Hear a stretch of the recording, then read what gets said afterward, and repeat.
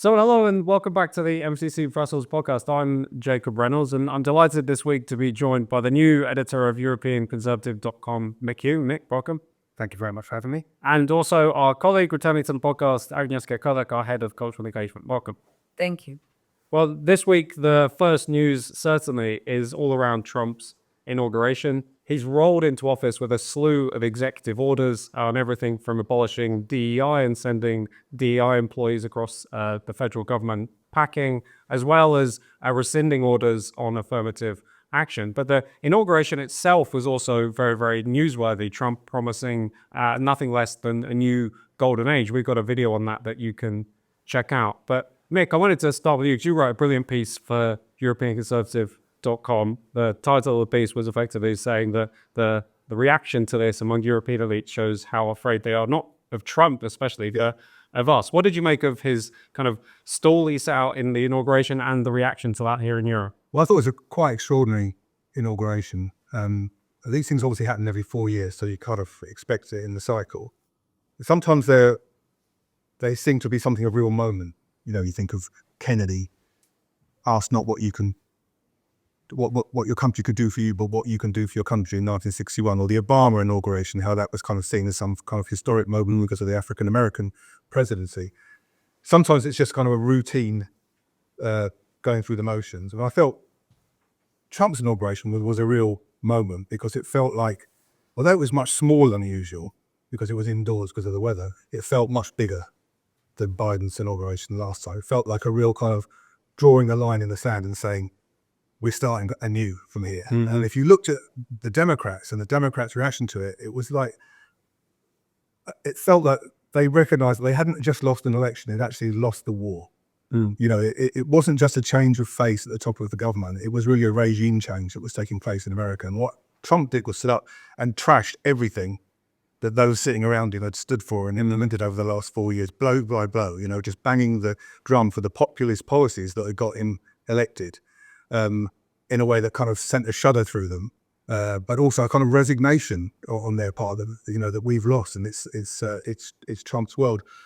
But I think what I was pointing to in my article was that kind of tremendous, the stark contrast between that kind of populist moment in Washington and what was going on in Europe in Davos at the same time, where the kind of old elites had all gathered, including von der Leyen, the president of the European Commission, and various heads of European government, all kind of clinging together for warmth and reassurance and trying to, in their annual elite conference at the top ski resort, trying to reassure each other that their world wasn't really coming to an end, but you could feel the fear. And the point I made in my article was that fear is not just of Donald Trump or of Elon Musk, who has now become the target of so many of their attacks, but of what those people represent, which is a movement of millions of people saying, enough is enough.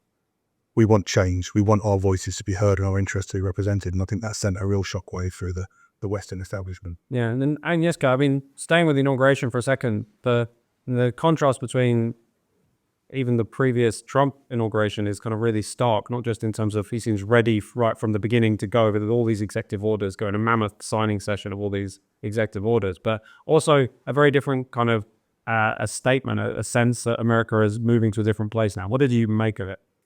Actually, I would refer to what we've been discussing in the office here at the MCC Brussels, that there is a vibe shift. You see it also on the cultural level. So you see that there was no massive march, not to mention that this women's march was rebranded as People March. So also a bit of like social engineering on that. But then looking at the major musicians, cultural people coming to stage, and also the masses of people being there, being happy to be there and supporting, and also masses watching online and joining in. So I think there is a lot of excitement around that. It's one thing, as Mike said, is enough. So people are happy to see the dismantling of the censorship industrial complex, end of the DIY and so on. But then also this kind of sense of positivity and the can-do attitude. And that's a message where a lot of people around the world and the populist movements, that's what people connect with. We have enough of this doom-mongering and censoring us. We want to move in a positive way forward. Yeah, and Nick, I think it bears repeating, doesn't it? The degree that this changes everything kind of across the Western world, because for so long, the source of so much of not just the kind of cultural agenda, but also the sense of kind of economic sclerosis, so much of that has emanated out from the United States of America and has been institutionalized right through the United States. And so for that to receive kind of such a face-on blow as it does in Trump changes everything. Absolutely. I mean, whatever America has lost in terms of its economic supremacy in the world, in terms of the new kind of geopolitical map, its cultural dominance of the West remains, almost total. And so if you think of the messages that have come out of America over the last 4 years about DIE, about wokeness, and how that has infected the academic campuses of Britain and Europe, and how it's taken hold of that the cultural elite here, to have that suddenly swept away in this. By the way, these people are still there, so the war is not won or anything. But in a very significant moment, to have it officially swept off the board, to have the President of the United States in a statement which until 5 years ago would have sounded absurd, and say the official government policy is there are only two genders.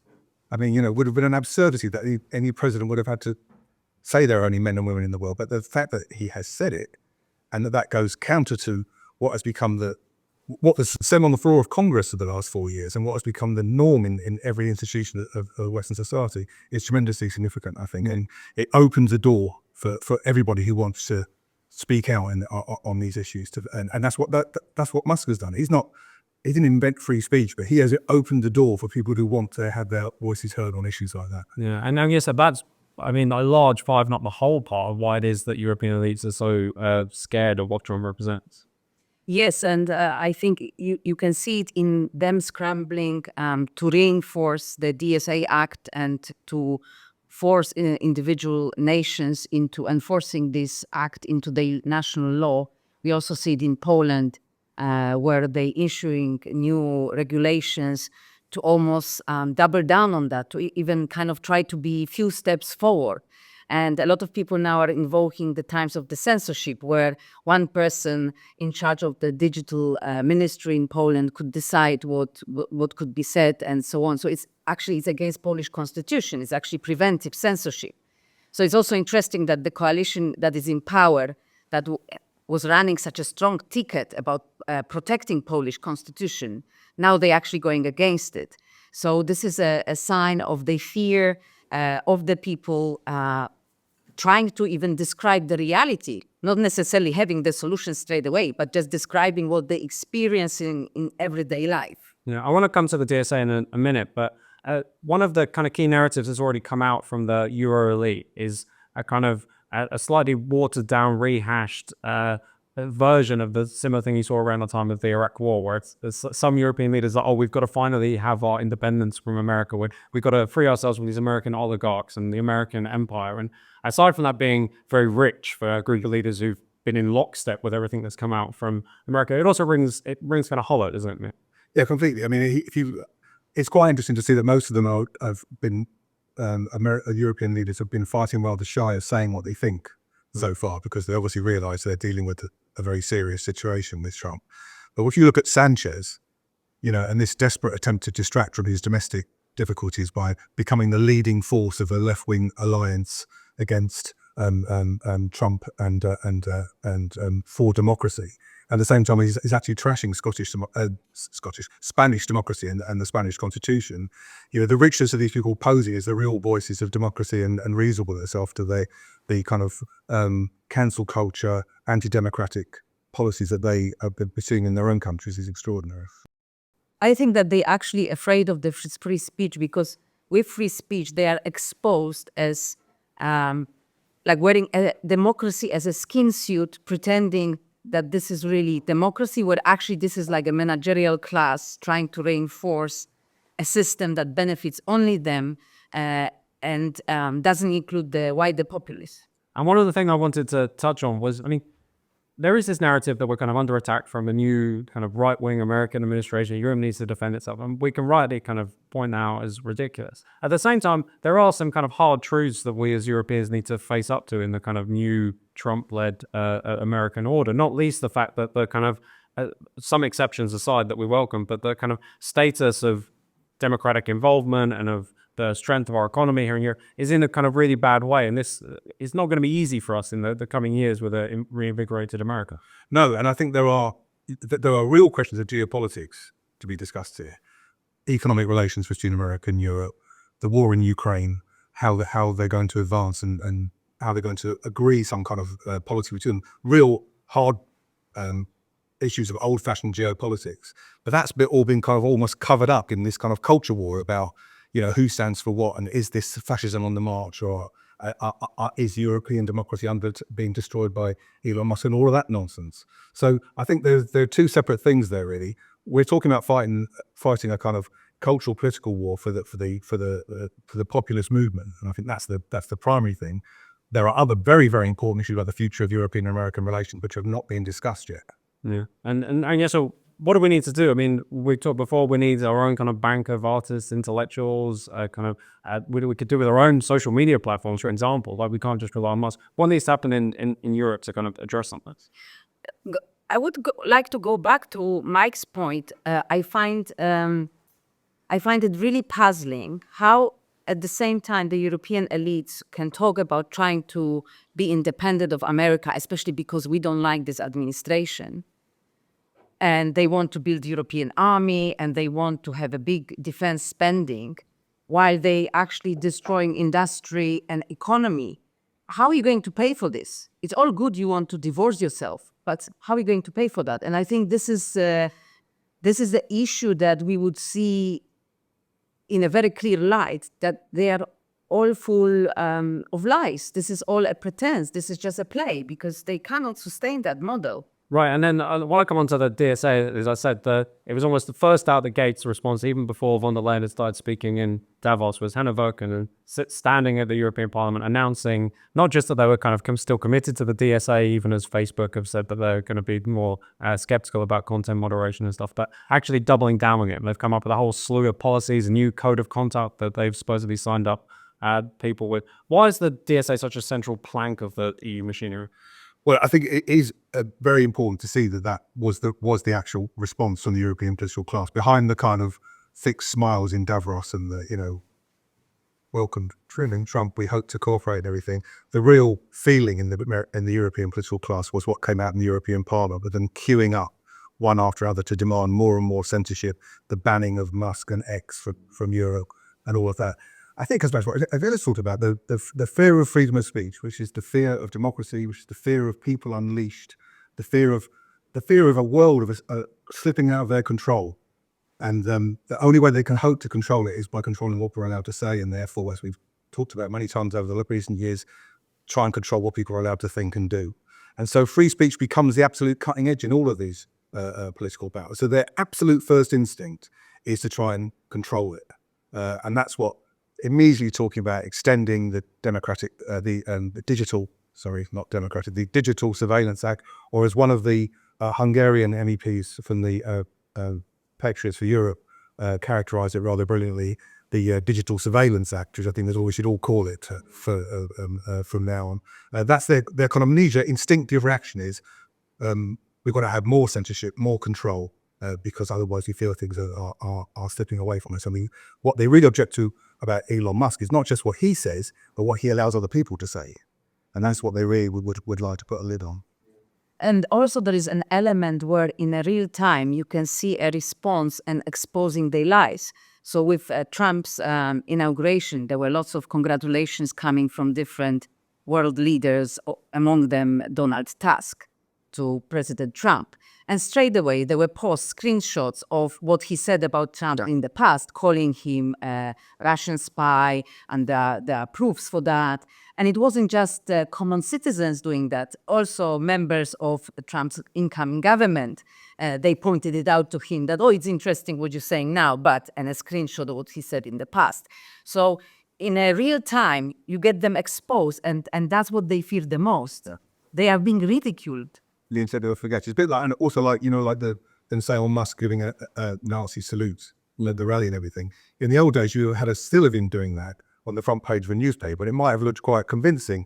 Now you can just run it frame by frame online, and everyone's just ridiculing the eye. Well, unless they're predisposed not to, but anybody with eyes to see can ridicule the idea. Yeah, and also finding hundreds of clips of all kinds of what Exactly. making embracing. Exactly. So it's much more difficult than to, as we say, control the narrative in those circumstances. Yes, but that's what they're doubling down on. One of the things I think is really noteworthy in what they're doing with the revamped DSA is, so there's now this question, are companies like Facebook really going to sign up to enforcing this? And that's been the key way that it's handled so far. But what they've announced is that they're expanding the role of NGOs and so-called civil society actors into the censorship process. This has always been part and parcel of the DSA, but they're really doubling down on it. So there's this attempt to kind of like coalesce a new kind of anti-democratic, anti-speech. So it's basically saying, all right, Facebook's getting rid of their fact checkers, truth police. The EU is going to have its own truth police to try and control what could be published or not within our borders. They already had the NGOs around. A Polish organization called Demagog PL. They actually wrote an open letter to the government highlighting why their role is so important in the upcoming presidential elections in Poland, and the fact that Zuckerberg decided to leave the censorship behind doesn't mean a thing. They want to continue, and people straight away pointed out that also this is their business model. This is the way they work. And even if there was this good intentions on checking the facts and so on, you look at the bios of people employed by these organizations, and they are really from far left and left organizations and political magazines and so on. So, and all of them humanists. So even when they fact check the science, they know nothing about the science.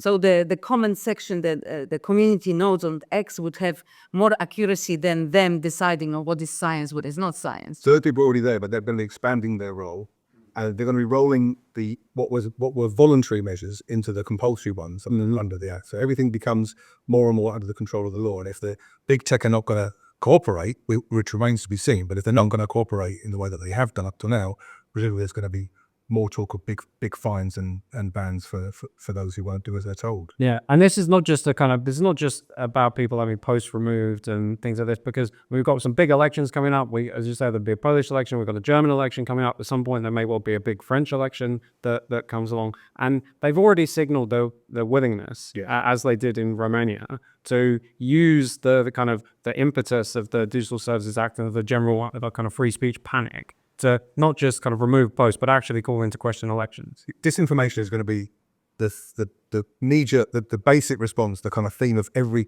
election discussion in Europe over the next God knows how many years. Everything that goes against the centre is going to be down to disinformation, Russian bots, fake news, hate speech, and all of that. And asking the courts, as they did in Romania in the most outrageous fashion, to basically erase an election result because it didn't suit their purposes. The polls in Romania, by the way, indicate that the candidate they stopped winning is well ahead now, because that's what tends to happen. If you ban parties and the courts say you can't have the president you chose, people tend to vote for them more rather than less. So we still have democracy to hope for, but we can see that the disinformation narrative is going to be the kind of cutting edge of the anti-democratic debate over the next few years. Right. We mentioned earlier on in the podcast Europe's kind of precarious economic situation, and riding to the rescue, the European Commission has announced another series of measures that are no doubt going to throw this into even greater peril. So they've announced a strategic dialogue on the future of the automobile industry. This comes just after the FT reported last week that European car makers could end up having to buy green permits from Chinese car makers. Talk about geopolitical competition. So in order to fulfill their kind of mandates under clean and green deal kind of policies. But aside from the idea of these strategic dialogues, as we saw with the farmers one, being completely nonsense, I doubt they'll speak to any actual automakers or people who get their hands dirty making cars. But we can't kind of understate the importance of the automotive industry in Europe. We know that it's been a huge kind of a linchpin of the German economy for many years, but this is a really worrying new development that they're going to kind of take aim right at the heart of one of these big industries. Is this another kind of green induced economic catastrophe? Completely. It's Europe committing economic suicide. You know, I mean, shooting yourself in the foot, as one of our correspondents from EuropeanConservative.com described it this week, is almost understating the case. You know, that these are self-inflicted wounds. So we're banning the sale of anything other than electrical cars, more or less, unless they use e-fuels by 2035. And all of these other measures that they're bringing in, which are destroying, as you say, a huge and vital European industry, which has got enough problems competing on the world stage anyway, without all this. The energy costs involved in a crippling European industry, where you have a tax on carbon, effectively a kind of carbon tax in Europe, which our correspondent this week reported is actually more than the total price of natural gas is in America, right? And that is how you are removing the competitiveness from your own industry before you even start talking about productivity and the cars that they're producing. So, and yet it's all posed in the way that this new initiative is in terms of defending the automobile industry and going forward to the future. It's almost, it's a bit like the officer in Vietnam who said, in order to defend the village, to save the village, we have to destroy it. It's it would be very interesting to see how Trump's total rejection, at least rhetorical, we'll see, of the Green Deal, of the madness of net zero, how that plays out internationally, and how that's going, because you would hope that's going to embolden people in Europe as well to be saying, in the UK election, Reform UK became the first national party to say they were against net zero, right? I would very much hope to see that catch on in European politics, because if European industry and the car industry in particular is going to have any hope, then somebody's got to start making a stand on this issue and reversing this nonsense of removing the basic means of transport for the European population, taking it off the roads of Europe by 2035. I guess they seem to have this kind of mad idea that by having the most heavily regulated car industry in the world, they'll also have the most protected one or the most effective one. Well, what have you made on these this putting the car industry in the crosshairs? To be honest with you, this also links for me with the freedom of speech and expression, because the most creative people, innovators, they need the free exchange of ideas. And then that also for me links with investors. If you see a continent strangled by the energy prices and then regulations, you don't even want to invest. Even if there might be a slightly interesting idea, you think, well, is it worth the hassle? Maybe we can move this business to a different place that is more friendly and also safer for me to invest the money. So that's what I fear the most, that all of the young, bright minds will leave Europe, go to America, go to Asia. And it's not going to change under these circumstances. And I think it will only accelerate, because when they will see these opportunities, they would just run for them.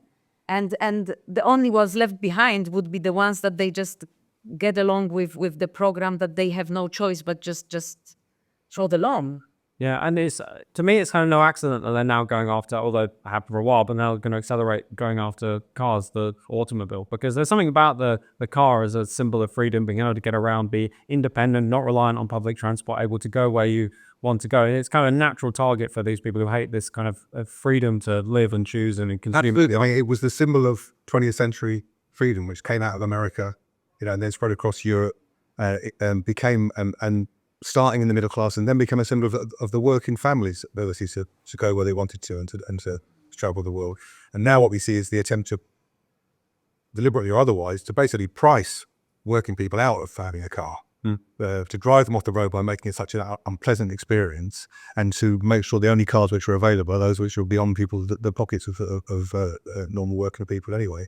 So it's a real turn the clock back a century, really, in terms of the people's ability and freedom to move around and live as they see fit. Yeah, we've got a colleague who has bought a new car, and it beeps her every time she goes over the speed limit. There's no way of turning this off. It's one of Thierry Breton's most successful policies. But I guess this is also broader than cars, and it's symbolic of a whole kind of industrial policy, a whole industrial era, if you like, has been seriously called into question by green policies. There is this element that Trump's movement connected really well with working people, understanding the issues that they have to face every day, whether this is getting to work. And if you live in rural areas or outside of town, you need a car. You can't. The public transport is not reliable. And even, I've seen in the news how the electric buses have been withdrawn in one of the Scandinavian countries because they are not reliable in these temperatures.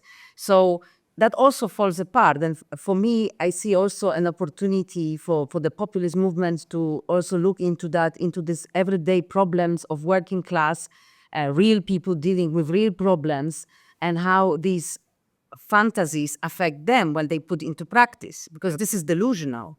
I think this is the clearest thing that we see now. I think one of our most important jobs is to decode what these kind of high-minded sounding documents from the European Commission and the European Parliament mean for the lives of everyday Europeans. And I think that's the reality gap between what their high-minded principles they claim to be upholding, sustainability or whatever, and what it actually means in terms of less food, fewer cars, lower standards of living. Is that reality gap is becoming yawningly obvious now, and we've really got to point that out as much as possible, because we either live in a world, if the Green Deal and net zero means less, we either live in a world where we have less food and fewer goods to enjoy our lives with, or they're made somewhere else. Right, and probably in Europe we're facing a situation where both of those things happen. There are very influential elites who would actually like us to eat less and consume less and have a lower standard of living. I think that's great both for us and most importantly for the planet.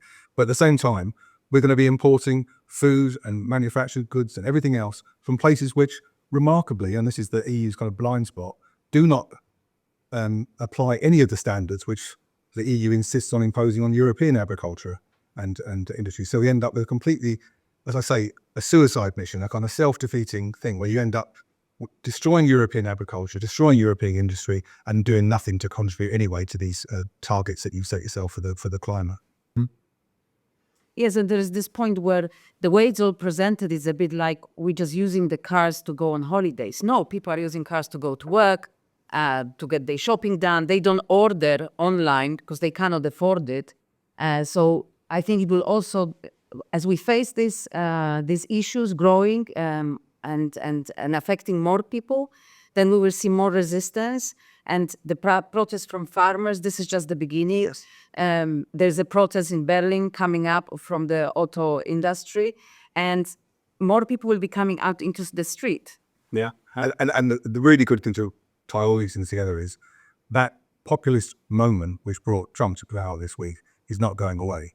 Whenever Donald Trump does or doesn't do the next 4 years, if must change his mind again and disappears or whatever, it's not going to make any difference. That movement of people demanding change, demanding a better life, demanding the right to drive where they like, to say what they like, to live as they see fit, to have their voices and interests represented is not going away. That's a movement that we are absolutely part of, and it's more power to it over. Yeah, and we see from country to country across Europe that you can't quell this populist rebellion, and that whenever people are given a chance to object to it, they try and attempt to break free the stranglehold of the traditional elite-driven parties and demand something kind of better for themselves. But yeah, Nick, I guess thanks so much for stopping by for the MCC Process podcast. We'll see you on the next edition of the podcast very soon.